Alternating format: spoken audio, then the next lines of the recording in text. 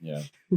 It's like, where do we transition talk, especially in academia, towards making meaningful contributions to create a path forward for people to do just that, to get better at those areas, and get better at talking that way, keeping an account of like decision making, so we can pass that process on to people who are new to our team. How do we introduce them to our culture regularly? I mean, those types of like intentional acts that we, again, in the academic world, we have the opportunity to say, here's some models that you can actually use, because we've said and spent time in your world. Yeah.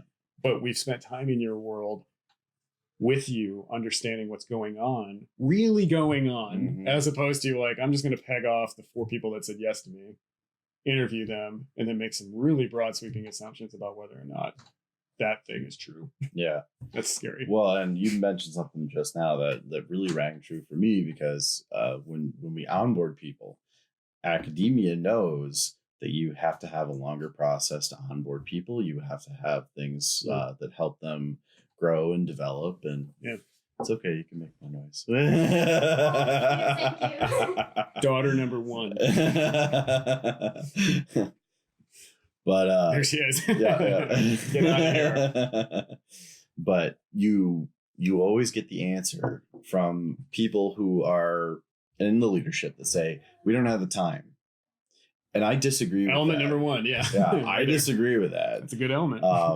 I believe that there are so many things that we know about in academia that just don't get carried out in business because they don't see the value in it right away. Well, I mean, you would probably say that if you were to say, the response to that would be, okay, we don't have the time. We're like, well, how did you position the time? Yeah. And that's the question. It is. Which is really interesting to me, because I haven't just taught leadership when I was a professor, an adjunct professor. Yeah, titles are so fun. Literally teaching the same content. I'm working just as hard as everybody else. I just don't get paid enough. Yes. It's okay. It's fine. Again, that money element shows up, right? Actually, I think it's not fine. No. But that's a different conversation, maybe. It depends on how you look at it. Like, am I earning it or not? I feel like I was earning it at the time. It just certainly served me well. Yeah. I would think, but regardless. But yeah, like that positioning concept is one that comes from the marketing world. And I taught marketing at the same time that I taught leadership. Yeah. And that's where I was starting to think like, man, these are really similar. Like the process it takes for me to sell this Guster coffee mug, got to plug Guster. The process of doing that, this was the successful rendering of like, I made the purchase, it fit my needs. I went to the show in Grand Rapids, and of course this is dating myself and aging myself, right? When I go to a coffee, just by saying Guster, no, they're timeless. So when I went to buy this cup, it's like at that time, like if you would have gone back a decade, I probably wouldn't have bought it.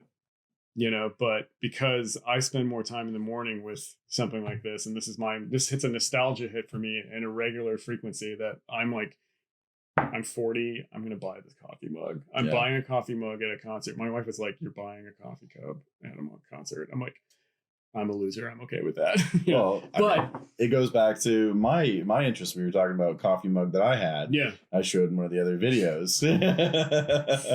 And it comes from a Highland Games athlete. Yeah. And his message around development, about hate yourself just a little bit more. Matt Vincent, by the way. Nice. Not getting any money for this. Sorry, man. But yeah, he had a message that was so striking with me that I was like, you know what?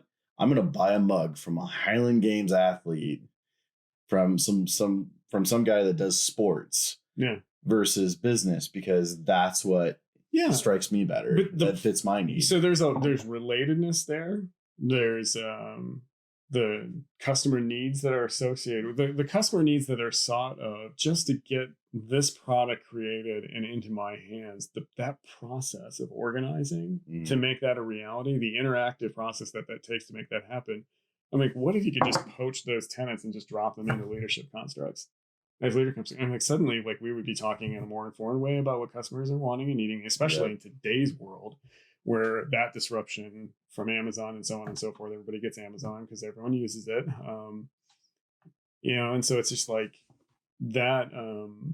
If we could just do that, and that's where that all began really for me, like where I was like, I've seen a corollary here, especially when I've got individuals in the leadership classes that are saying, Noah, how am I supposed to remember all this stuff? How am I supposed to remember like all the different personality styles of the 34 people that report into me?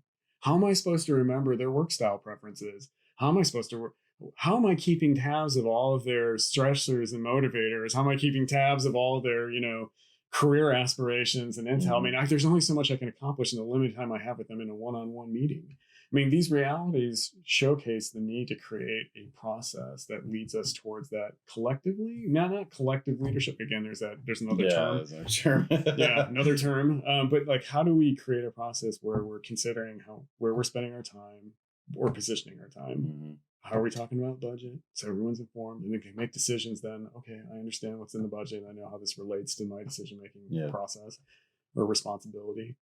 And then like my favorite one we haven't even talked about yet, which is silence. Like how do we, it's just like awkward silence now in our talk now. How do we position silence to be like productive for us? Like, I've heard, TED Talks and things like that where I forgot the guy's name, but he was out of Chicago. It was great. He was talking about like no talk Thursdays or stuff like that. Like I'm not suggesting you have to shut operations down and communication down for, for an entire day, but just realizing that silence is in its form a healthy way of communication. Like how do we position it to be effective for our process? Like no meeting Thursdays or Fridays or whatever. I love those days where and teams that can accept to have that not happen. I think the focus is that we're always trying to rush and just get the next thing done. That we don't think about those contextual factors that you're talking about. And then that's why we use them well. When you mention like agile, I'm like, I'm okay. I like I'm intrigued by the idea of like, okay, we're doing a morning huddle. It's a designed portion of the day that has a certain kind of talk. That's great. From just listening to the stories that you've had with the consultative work that you've done, the brilliant consultative work that you've done, but like I've heard your stories about how like you're in these moments and you're observing people who are in these huddles, or you're trying to come up with communicative best practice, right, for them, and you're seeing them talk about like, it's great to talk about your weekend, but if the only thing we're doing in our huddles consistently over the course of time, over the course of weeks, over the course of months, is just talking about our weekend. Like there's a place and time for it.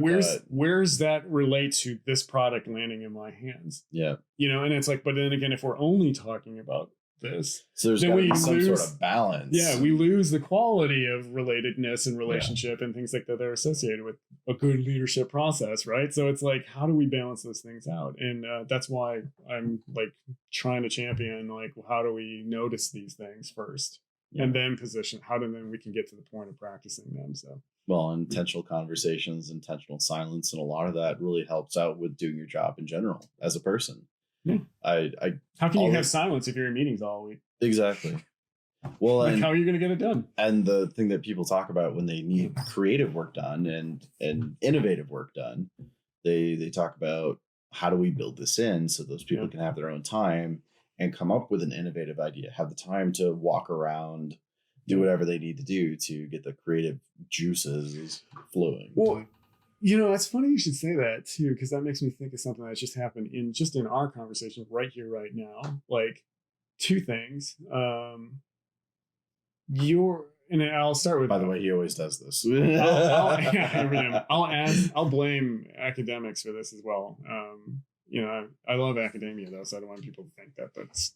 But everything's good and everything's bad all at the same time. Take the good, take the bad. Are you going to fax a lot from me? I am. I totally am. That's really funny. No, because every time I talk about a business, there's like, oh, you're so down on the business. I'm like, I'm not really, but there's some things that it needs to fix. And we celebrate the good things. We focus on the terrible things so that we can make that better. Yeah. I think one thing that, like, even when you were asking me candidly in front of your viewing audience, like, about my research, and it's like, I'm going to fumble this. Like there's a grace that's associated with that where it's like, I'm okay if you fumble it. Like Yeah. it's not going to affect me. Like there's a guy from 1940s that started this whole idea of contextualism. Like I think his name's Dr. Pepper, which is hilarious. That is great. Yeah, Dr. Pepper. You know, like, if only he started a drink company. I think that would be a perfect name. I actually had to go and look to see if he started a bottling company called Dr. Pepper. But he, you know, like whoever it is that started these types of conversations, like I don't think that they would never have envisioned like where it was going to take us in terms of practical application right now. But in dialogue, simple interaction, we need to get better at dropping the assumptions that are related with our research areas that we're interested in. Yeah. Because I find that to be the culprit as to why people don't continue to seek after they earn the degree. Yeah. Just because you've earned a degree, I mean, it's like, what are you levitating among us? Above us? Like, are you like, what are you like, now you suddenly know everything?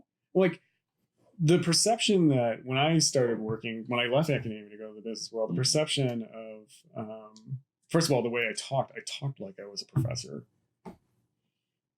Don't get me wrong. It's a tweed jacket filled fun, you know, sorry. Hey, you know, I love my tweed. Yeah. You like your tweed. But I'm just saying, like, it's a fun, you know, don't get me wrong. It's a fun experience. You're like, okay, cool.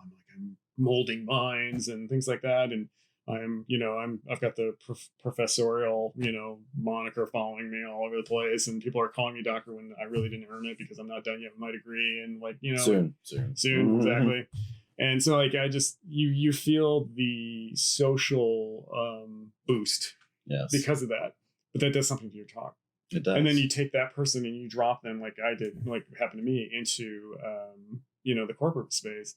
And I'm throwing around words like social constructionism. And people are looking at me like, this guy is like no different than the dude walking around with a sandwich sign saying the end is near. I mean, like, we have to learn how to seek what's practical in our talk. And at the same time, never lose that insight that we have that allows people to see the whole, or at least strive to want to enhance their own way of talking about things and understanding things.